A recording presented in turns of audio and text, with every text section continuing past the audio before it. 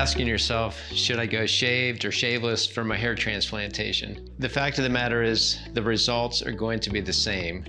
The grafts that we take are actually the same. They have short hair associated with the follicle, but the actual process of getting it is different. So the main question is, do I need to be stealth in going through this process? Do I not want anyone to actually know that I had it done? If that's the case, then shaveless is likely the best way to go. If that's not an issue, say you work from home or you don't have a lot of social activities planned in the near future and you have shorter hair, oftentimes a shave procedure is the way to go.